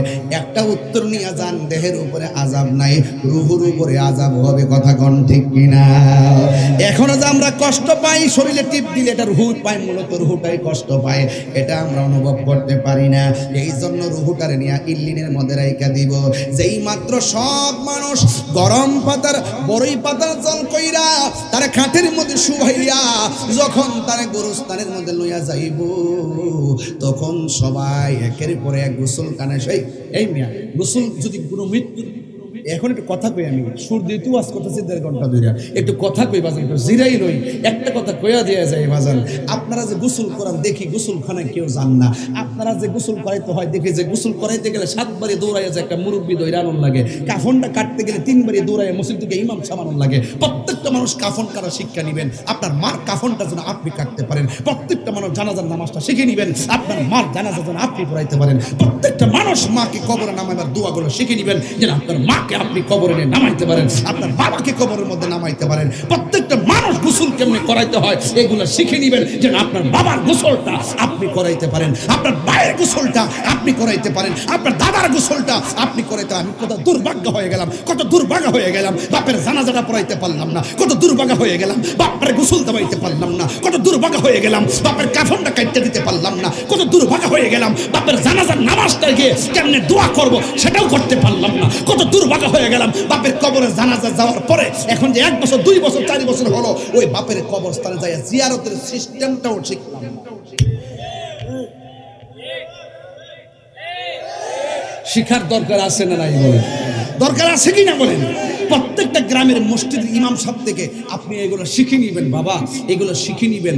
এই গোসলটা করানোর সময় আপনারা জান না, কই গোসল করাইতে গেলে গিন গিন লাগে, অনেকে কয় আরে আমি তো গোসল করাইতে গেলে নিজের পছন্দ মতো চলে যাই। কেমনে চলে যাই? যাইয়া ওই দায়িত্বটা নেই, ফেটের এমনি লাস্টারে এমনি বসাই ফেটের মধ্যে সাপ দিই, সাপ দেওয়ার পরে পায়খানা বাড়িলে নিজে গামছা দিয়ে পরিষ্কার করি, টিস্যু দিয়ে পরিষ্কার করি। অনেক মানুষ এটার ঘৃণা করে, আরে বেটা ঘৃণা করো, বহুত হিন্দুরা শুধু এই চিত্র দেখে মুসলমান হয়ে গেছে। হেরা মুসলমানরা মারা গেলে কি সুন্দর করে আদর করে গোসলটা দেয়, কত সুন্দর করে কবরে নামা, কত সুন্দর করে আদর করে কবরে শোয়া। আর আমরা বাইরে বাইরে শুরু করে বহুত হিন্দু মুসলমানদের এই চিত্র দেখে কালিমা পরে মুসলমান হয়ে গেছে। আল্লাহু আকবার কেন আপনারা? ভাইরা আমার, অনুরোধ করে বলে দেওয়া যায়, আজকে পায়ে হাত থেকে বলে দেওয়া যায়, আলহামদুলিল্লাহ। আপনাকে অনেক কষ্ট দিয়ে ফেলতেছে, দরকার আছে কিনা বলেন? এই কথাগুলো দরকার আছে কিনা বলেন? কে হইল আতর লোবান, কে হইল জন, কে হইল বড়ই পাতা, কে হইল পরিরে, হায় হায় রে, হায় হায় রে, কান্দে হায় হায় রে সবাই, হায় হায় রে।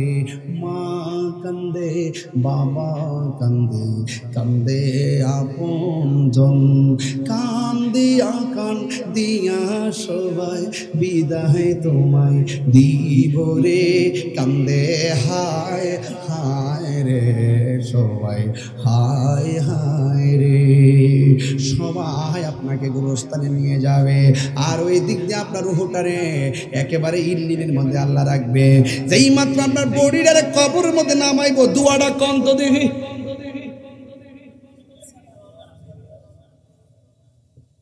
দোয়াটা কর না,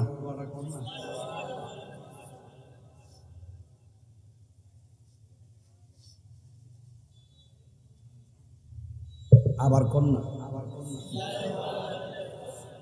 বিসমিল্লাহ ওয়ালা মিল্লাতি মাহবুব সব,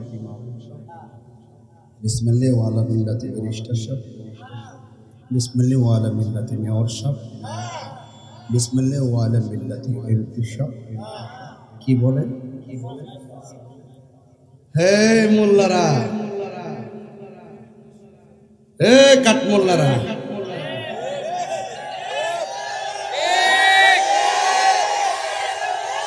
নবীর লইয়া ঠেলাঠেলি করো, কবর হামদা দিলে কিন্তু নবীর স্লোগানটা দিয়া কবরে রাহল লাগে। কথা কন ঠিক না? সিন্নি খাইলা কার দ্বারা মোল্লা ছিল্লা না, এখন আওয়াজ হবে। এতক্ষণ ওয়াজ করছি, ওয়াজ এইভাবে ওয়াজ করি না, দিল থেকে ওয়াজ করছি। নবী ছাড়া কোনো কবর উপায় আছে বাবা?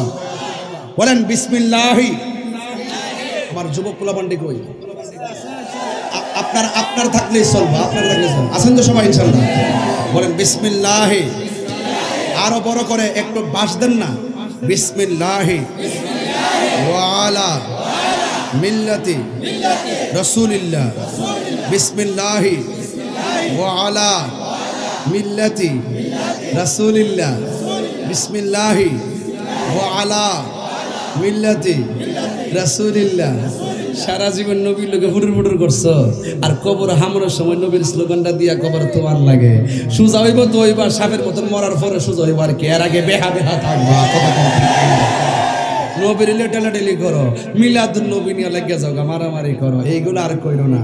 আর কত করবা? মনে মনে ভাবছিলাম যে আলেমরার বুঝি বহুদিন পরে একটা সুযোগ আইছে, হয়তোবা তার সাথে আমরা একটা সমস্যা আছে, আমরা লোক তারার আছে, হয়তোবা মনে করছিলাম যে আমরা একটা বৃহৎ স্বার্থে আমরা ঐক্যবদ্ধ হইয়া এবার মনে হয় রাজপথ থেকে মসজিদে যাওয়ার সুযোগ আছে। যেইভাবে মাজার ভাঙা শুরু করছে, মসজিদে আগুন লাগানো শুরু করছে, গুরুস্থানে আগুন দেওয়া শুরু করছে, মিলাদুন নবীতে নবীর ভালোবাসার অনুষ্ঠানে যেইভাবে আগুন ধরানো শুরু করছে আর মারামারি শুরু করছে, আমার মনে হয় রাজপথ থেকে মসজিদে যাওয়া সম্ভব না, খোদার গজব আসতেছে।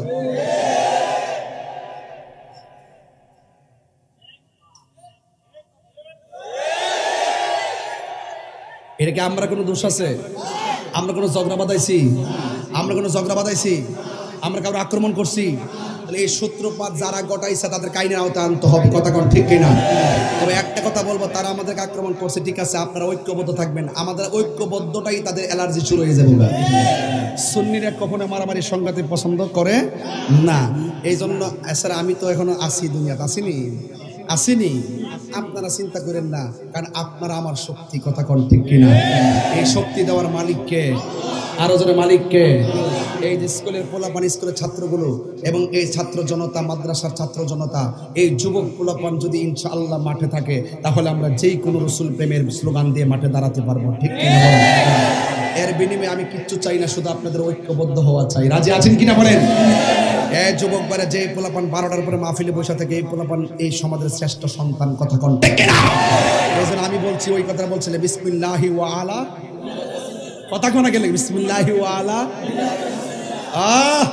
কবরে নামাই দিয়া মুখ করে কাবার দিকে ফিরাইয়া, আরে বান্ডা খুইল্লা দিয়া সুন্দর করে দিয়া এসা বলি, যদি আপনি নবীর প্রেমিক হন, এরপরে আল্লাহ বলে, এই ফেরেশতা, আমার প্রেমিকরে তো কবরে নামাই দিছে পরীক্ষার সেন্টার, একটু পরে একটা ইন্টারভিউ হইব, ইন্টারভিউতে 3টা প্রশ্ন করা হইব, এই প্রশ্নের উত্তর দিতে পারলেই কাম হয়ে যাব। একটা কাম করো, আমার মুমিনের রুহটা ওই মুমিনের দেহের ভিতরে দিয়ে আসো। ওই রুহের ভিতরে দিবে কোন সময়? যখন মাটি দিবে। মাটি দেওয়ার সময় না কি দোয়া করে বাবা? বলেন মিনহা খলাকনাকুম ওয়া ফিহা ওয়া মিনহা তারাতান। এই আয়াতটা পড়ছিলাম নি? ওয়াজের সাথে ওয়াজ আয়াত মিল আছে?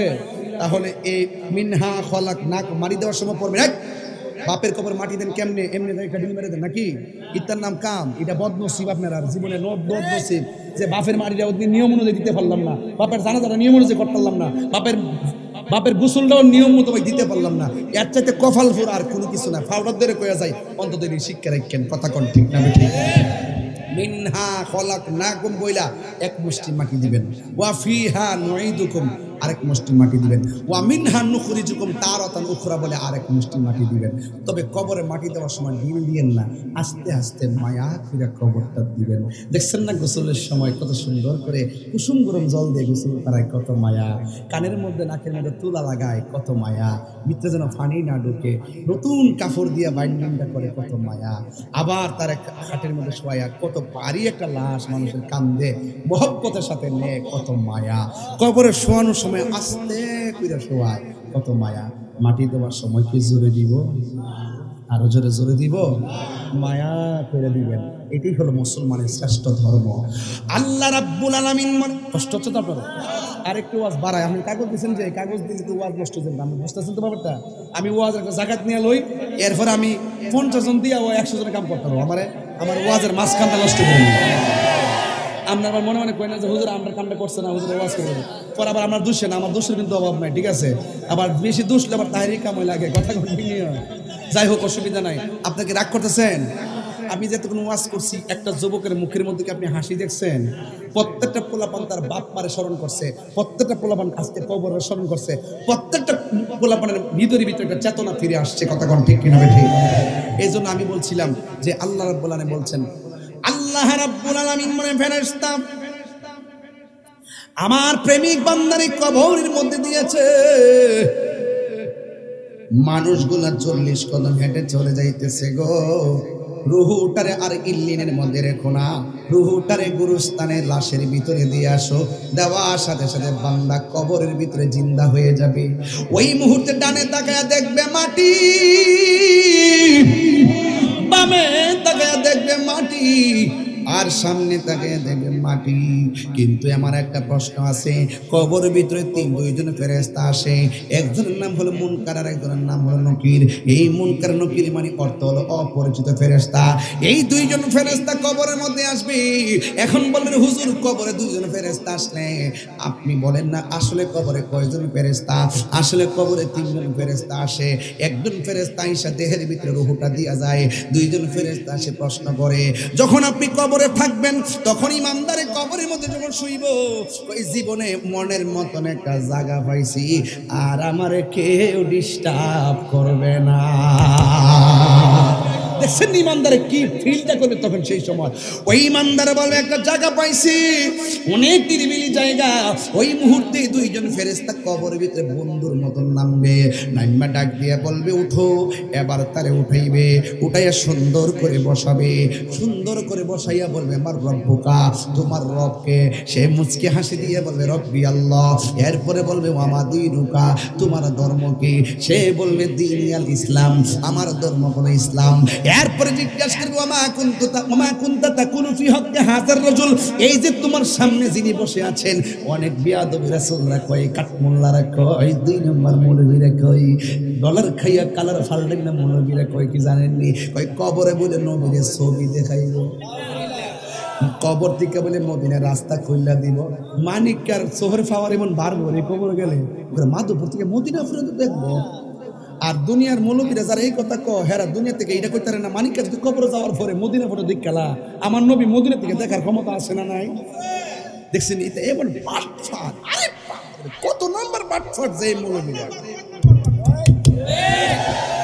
এতদিন মাদান সুযোগ পাইছি না, অনেকগুলা বছর, এখন স্বাধীন হয়েছি 2 দিন পরে মাদান, এতদিনে যাই ক্ষমতাটা পাইছি, কথা কন ঠিক না বেঠিক বাজান? এখন মন মতো কথা বলতে ভালো লাগে বাজান, শান্তি লাগে, কারণ মরলে মারবো, হক কথা বলে মরতে পারবো, কথা বলে আমার নবী কবরে ছবি দেখাবে না, আমার নবীকে কবরে রাস্তা খুলে দেবে না। আমার নবী একই সময়ে একই টাইমে অসংখ্য নয়, হাজার নয়, কোটি নয়, উপর থেকে নিচ, ডান থেকে বাম, সামনে থেকে পিছনে সব সময় হাজির থাকতে পারেন, এই ক্ষমতা আল্লাহ নবীকে দিয়েছেন। আর হে ছবি মিলে দেখাইবে, হ্যাঁ ঠিক আছে। এর কথার সাথে আমার একটা কথা মিল আছে। অনেকে করে বাইরে ছবি তুলুম, এটা মানে হিড আর কি। তুই যে কষলে নবীর ছবি তো হাইব, অহন তোরে বাইরে ছবি তুলি, জুতারে বাড়ি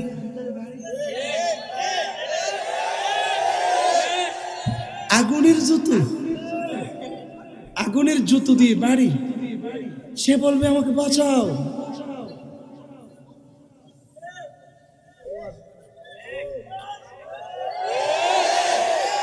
ফায়ার সার্ভিস আছে এখানে, আগুন লাগছে ফোন দেন। হ্যাঁ ফোন দিলে, না না ফোন দিলে আসবে, এলাকায় আগুন লাগলে ফায়ার সার্ভিসে ফোন দিলে আসবে, আসবে কি না? আগুন লাগলে, কিন্তু কবরে যখন আগুন ধরাই দিব তখন ফায়ার সার্ভিস আসো, হ্যালো ফায়ার সার্ভিস কেমন কাজ হবে, কাজ হবে, এমন ফিডার ফিডাইব নবীর দুশমন গুলারে।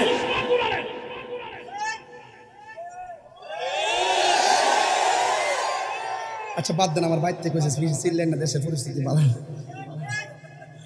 আমি কইছি যে দেশের পরিস্থিতি কি আমি জানি না, তবে নবীর পক্ষে কথা কোন যা সব সময় নবীর পক্ষে কথা কইলে যারা এটার বিরুদ্ধে চলবে বেহারার পতন আছে, আর যারা নবীর মহব্বতকে ভালোবাসবে তাদের কপালে সৌভাগ্য আছে। অসুবিধা? আচ্ছা এখন একটা উত্তর দেন, আমি কি আপনাদের কাউরে কোনো গালি দিছি, কাউরে কটাক্ষ করছি, কারণ নাম লয়ে কিছু কইছি? যারা ক তারা ওই, যারা ক তো কবরে নবীকে ছবি দেখাইবো না, সশরীরে আসবো। আরো জোরে থাকার ক্ষমতা নবীর দিছে কেনা। একবারটা কো হুজুর, একটা গুরুস্থানে যদি একসঙ্গে 100 লাশ দাফন করা হয়, একই টাইমে যদি মুনকার নাকির আসে, একই টাইমে কি 40টা কবরে 100 কবরে কি নবী থাকা সম্ভব? হ্যাঁ, এর আমি সম্ভব করে হাজির মানতে একব কেমনে? একই টাইমে প্রশ্ন করবো একরকম, তাহলে সকল কবর থাকবো কেমনে? আপনি রে কইবেন, মনে করুন মাধবপুরে 20টা তীক্ষা একটা বাস 100 জন লোক লইয়া এর মধ্যে হইয়াছে, একই টাইমে হুগলি মারা গেছে। এক আজরাইল কেমনে এর রূপ অবস্থা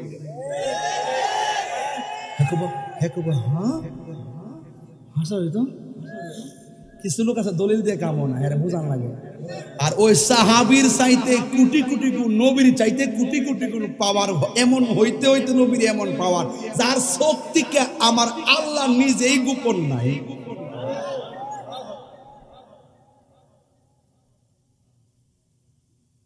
ওয়ামা কুনতা তাকুলু ফি হক্কি হাজার রাজুল, হাজা মানে হলো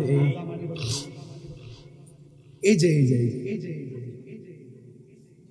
তখন বলবেন আরে এটা তো সেই নবী যিনি আমরা কাছে আল্লাহর সাক্ষী দিয়েছে। তখন ফেরেশতারা বলবে তাহলে ঠিক আছে ওই দিকে তাকাও, তাকায় দেখে জাহান্নামের আগুন দাউ দাউ করে জ্বলতেছে। ঈমানদার বলবে আমি তো উত্তর দিয়েছি, এত আগুন কেন? তুমি যদি উত্তর দিতে না পারতা তাহলে ওই আগুনটা অপেক্ষা করছিল।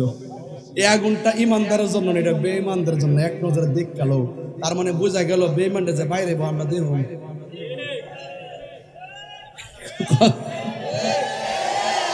কথা বলেন ঠিক কি না বলেন?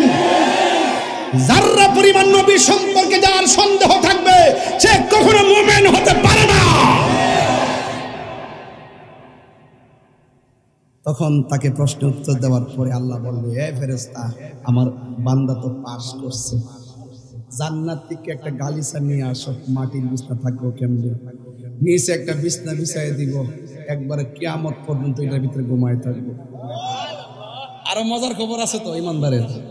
আরেকটা খবর হইলো, যখন শুইব কেউ সেগুন কাঠের খাট যদি কিনে আনে মাধবপুর থেকে, শুইলে কি তা ঘুমাই চলে যাবো না?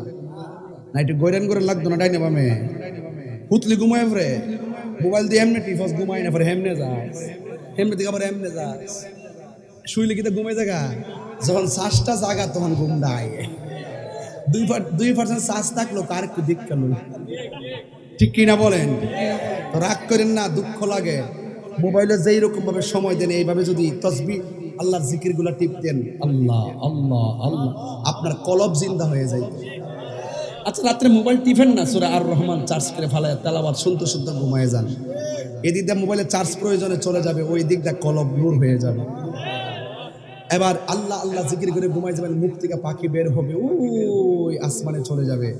বাহরুত তয়র নামক সাগরে ডুব দিবে, ডুব দেওয়ার পর উপরে ওঠার পরে পাখাটা জারা দিবে, জারার থেকে 70,000 পানির ফুটা পড়বে, 70,000 ফুটার থেকে 70,000 ফেরেশতা বানাবে, 70,000 ফেরেশতা কিয়ামত পর্যন্ত আপনার জন্য দোয়া করবে। ওই শ্বাসের পাখি আবার ওখান থেকে আইসা ঘুমের ঘরে আপনার ভিতরে ঢুকে যাবে, তখন আপনার কলবটা নূর হয়ে যাবে। এগুলা মুরিদ না হলে বুঝবেন না। পীরের কাছে মুরিদ হয়েছেন আপনারা বুঝতেছেন, যারা মুরিদ হন নাই আপনারা মনে করবেন যে দুনিয়াতে আইসি খাইছি ঘুমামু, ফেটটা বড় করুম, গামনালা বরুম, বাড়ি গাড়ি বানামু, এটা ছাড়া আর কোনো পুঁজি নাই। এই জন্য যারা যে চিনছে হ্যাঁ কিনছে, কথা ঠিক কিনা? কি কোন প্রশ্ন আছে নাকি? আমার যুবক ভাইরা হাসি দিবেন না, আমি খুব সিরিয়াসলি বলতেছি। কবর নবী সশরীরে থাকার ক্ষমতা আছে না নাই? এইটার নাম হলো ঈমান। আল্লাহ রাব্বুল আলামিন কোরআনে বলেছেন, ওয়া বাশশিরিল্লাযীনা আমানু ওয়া আমিলুস সালিহাতি আন্না লাহুম জান্নাতিন তাজরি মিন তাহতিহাল আনহার। ওই কবরের ভিতরে যাওয়ার পরে ইমানদারকে বিছানা দেওয়া হবে। এরপর ইমানদার গো ওই কবরের ভিতরে ডান কাত হবে। ডান কাত হওয়ার পরে দেখবে একটা নূরের বাতি জল জল করে আলো দিতেছে। অন্ধকার কবরকে আলোকিত করে দিয়েছে কে? ওই আলোটার ডাক দেয়া বলবে, তুমি কে? এত সুন্দর করে আলো দিতেছো, ওই আমারে চিনো না? আমি হইলাম তোমার দুনিয়ার নেক আমল। এবার দেখছেন নি দুনিয়ার সব মানুষ ক্ষতিগ্রস্ত। দুই কিসিমের কোয়ালিটি যার মধ্যে থাকবে, ইল্লাল্লাযিনা আমানু ওয়া আমিলুস সালিহাত। এক নম্বর ঈমান, দুই নম্বর আমল যার থাকবে, এদের জন্য কবরের ভিতরে শান্তির ব্যবস্থা করে দিবে কে? এরপর বান্দা বলবে, তুমি কে? কই আমারে চিনো না? আমি হইলাম তোমার দুনিয়ার নেক আমল। এরপরে বান্দা আবার বাম পাশে যাবে। বাম পাশে যাইয়া দেখবে আরেকটা নূরের বাতি তার আলো দিতেছে। জিজ্ঞেস করবে, তুমি কে গো? আমারে তুমি চিনো না? আমি হইলাম তোমার দুনিয়ার কোরআন তেলাওয়াত। তুমি যে দুনিয়ায় কোরআন তেলাওয়াত করেছো, ওই আমলগুলোকে আমার আল্লাহ আলো বানায় পাঠাইছে। তার মানে হলো মুনকার নাকির প্রশ্ন হলো ঈমান। এখানে ধরা খাইয়া গেলে হাসরের ময়দানে ধরা হয়ে যাবেন। এই তিনটা প্রশ্নের উত্তর দিতে পারলে আপনি কবরের ভিতরে ঘুমায়া থাকবেন, আজীবন পর্যন্ত ঘুমায়া থাকবেন, কোটি কোটি বছর ঘুমায়া থাকবেন। যখন ইসরাফিল আলাইহিস সালাম সিংহা ফু মারবে, তখন ইমানদার মাধবপুরী গুরুস্থান থেকে বলবে, হাই রে, এই মাত্র ঘুমাইলাম, কেডা আমার ঘুম থেকে জাগ্রত করলো? দেখছেন নি কোটি কোটি বছর পার হয়ে গেছে। ইমানদার নবীর পাগলগুলো যারা পরিমাণ কোনো টের পাই নাই। এই জন্য আমার নবী ছাড়া কোনো উপায় নাই। ওই কবরের ভিতরে যদি নবীর মহব্বত না নিয়ে যান, আপনার প্রশ্ন করা হবে মার রাব্বুকা, আপনি বলবেন আমি জানি না। ওয়া মা দীনুকা, আপনি বলবেন আমি জানি না। ওয়া মা কুনতা তাকুলু ফি হাক্কা হাযার রাজুল, আপনি বলবেন আমি নামই শুনি নাই। তখন তার একটা রাস্তা দেখাইবো, সে তাকায়া দেখবে জান্নাতের বাগিচা দেখা যায়। এবার সে অনেক খুশি হইয়া যাবে। এরপরে ফেরেশতারা বলবেন, না না, তুমি যদি উত্তর দিতে পারতা, ওই জান্নাতের গালিচায় শুইতে পারতা। যেহেতু উত্তর দিতে পারো না, তোমার পিছন দিকে দিয়ে তাকাও। এবার পিছন দিকে দিয়ে তাকাবে, তাকায়া দেখবে দাউ দাউ করে আগুন জ্বলতেছে। আমার নবী, আপনার নবী বলে, আমি যখন মেরাজের মধ্যে গিয়েছি, আমি সব চাইতে বেশি কষ্ট দেখেছি কবরের আযাব। কবরের আযাব, বেনামাজি কবর গেলে তিনটা শাস্তি একদম অবধারিত। এক নম্বর, কবরটা একদম খাটো করে দেওয়া হবে। ডান পাশের মাটি আর বাম পাশের মাটি এমন জোরে আপনারা চাপা মারবে, ডান পাশের হাড্ডিগুলো বাম পাশের ভিতরে ঢুকে যাবে, বাম পাশের হাড্ডিগুলো ডান পাশের ভিতরে ঢুকে যাবে। এরপরে আপনি আল্লাহরে বলবেন, আল্লাহ দুনিয়াতে তুমি আবার পাঠাও, আমরা নামাজ ছাড়তাম না। বেনামাজি হইয়া কবরে আসলে এত কষ্ট হবে, আগে যদি জানতাম কোনোদিন আর এমন নামাজ না পড়ে আসতাম না। বেনামাজির কবরে প্রথম শাস্তি হলো কবরটারে খাটো করে দেওয়া হবে। দুই নম্বর শাস্তি হলো কবরের ভিতরে জাহান্নামের আগুন ধরিয়ে দেওয়া হবে। তিন নম্বর শাস্তি হলো ওই কবরের ভিতরে সাপ বিচ্ছু দেওয়া হবে। একদিন না, দুই দিন না, হাজার হাজার বছর আপনি কবরে এমন ভাবে কষ্টে থাকবেন, এই আযাব আমাদের সহ্য হবে না। ও আল্লাহ, এই কবর আযাব আমরা সহ্য করতে পারবো না। জীবনে যত নামাজ ছাইরা দিছি, আল্লাহ তওবা করলাম আর আমরা নামাজ ছাড়বো না। জীবনে আমরা মারে কষ্ট দিছি, আজকে তওবা করলাম মারে কোনোদিন কষ্ট দিব না। জীবনে বাপরে অনেক কষ্ট দিছি, আজকে তওবা করলাম কোনোদিন মাকে বাবাকে কষ্ট দিব না। এই আমার মাধবপুরের বাবা, এখনো সময় আছে। আজকে রাত্রে মার পায়ে ধরে মাপ চাইবেন, বাপের পায়ে ধরে মাপ চাইবেন। আর কোনোদিন আব্বা গো আপনার মনে কষ্ট দিব না, মা গো তোমার মনে কষ্ট দিব না। এখানে অনেক মানুষ আছে, হুজুর বাপ মা বেঁচে থাকতে বাপ মারা সম্মান করে বিদায় দিতে পারি নাই। আজকে আমরা এতিম বানাইয়া মা বাপ কবরে শুয়ে গেছে, তাদেরকে আমি পায়ে ধরে বইলা দিয়া যাই, আগামীকাল কি বার? আরো জোরে গণ, জুমাবার। এই জুমাবারে আপনারা সবাই জুমার নামাজটা পড়া সোজা গুরুস্থানের মধ্যে চলে যাবেন। গুরুস্থানের মধ্যে যাইয়া মা বাবার জন্য দোয়া করবেন, এমন ভাবে চোখের পানি ফালাইয়া ফালাইয়া দোয়া করবেন। সবাই আমার সাথে বলেন, রব্বিরহামহুমা কামা রব্বায়ানি সগীরা রব্বিরহামহুমা কামা রব্বায়ানি সগীরা।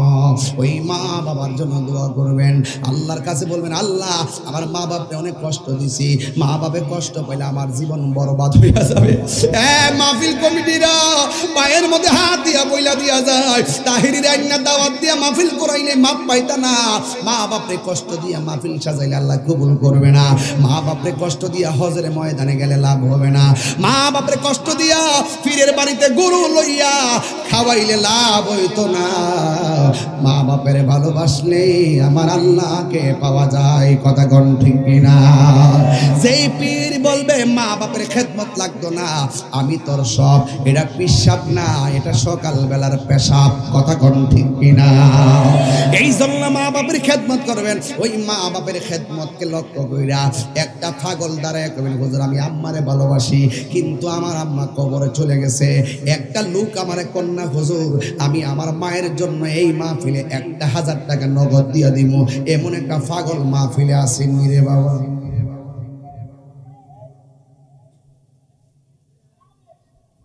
সবাই হাত তোলেন, সবাই হাত সোজা করেন। এই মা বাপের জন্য হাতটা আর খোলা দিবেন না।